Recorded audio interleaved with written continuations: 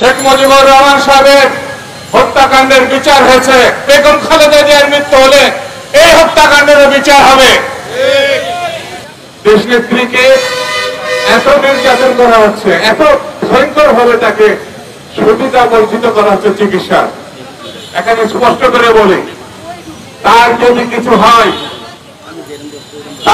কিছু হয় তাহলে সারা দেশবাসী এবং বিএনপি এটাকে হত্যাকাণ্ড হিসাবে গ্রহণ করবে। এটা হত্যাকাণ্ড হিসাবে গ্রহণ করবে। এই সরকারকে এটা মাথায় রাখতে হবে। শেখ মুজিবুর রহমান সাহেবের হত্যাকাণ্ডের বিচার হয়েছে, জিয়া রহমান সাহেবের হত্যাকাণ্ডের বিচার হয়েছে, বেগম খালেদা জিয়ার মৃত্যু হলে এই হত্যাকাণ্ডের বিচার হবে।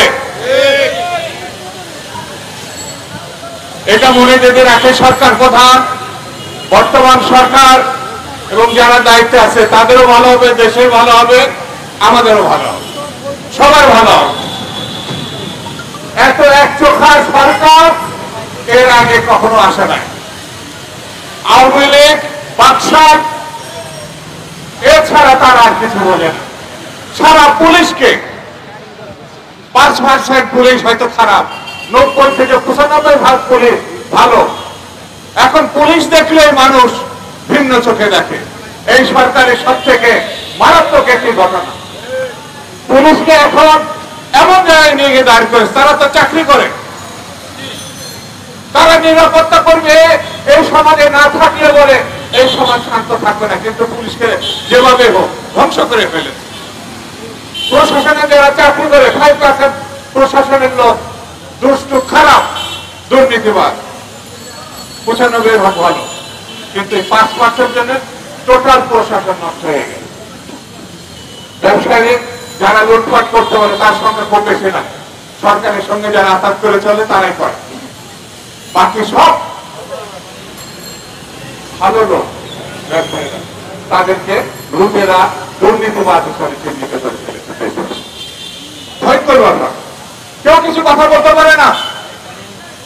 ভয়ের সাগরে ভাসছে বাংলাদেশ। আপনি চিন্তা করতে পারেন, একটা মাত্র নোবেল লরিয়েট আমাদের, সেটা হচ্ছে ডক্টর মোহাম্মদ ইউনূস। রবীন্দ্রনাথকে মাথায় করে রেখেছে, আর ডক্টর ইউনূসকে আপনার কি শুরু করেছে? সারা বিশ্ব তার পক্ষে, সারা বাংলাদেশ তার পক্ষে, শুধুমাত্র সরকারের গুটি কয়েক তার বিপক্ষে।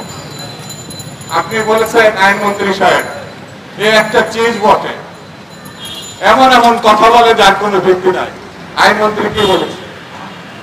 কোন রকম তার পক্ষে কথা বললে অসুবিধা নেই। সরকারি অ্যাটর্নি জেনারেল কি যেন নাম, ইমরান সাহেব, যেই বলেছে ইউনূস সাহেব ভালো লোক, তার বিরুদ্ধে আমি স্বাক্ষর করবো না, এখন তার নেম প্লেট ছুঁড়ে এখানে ছিঁড়ে ফেলেছে। আরে ভাই, ইমরান সাহেব তো আপনাদের লোক, একটু ভিন্ন মত পোষণ করেছে, আর তাকেই আপনার এই দশা। একেবারে পরিষ্কার করে বলে, এই সরকার যতদিন ক্ষমতায় থাকবে বাংলাদেশের কোনো কিছু নিরাপদ থাকবে না, কোনো কিছু না। আর একটা জিনিস বলে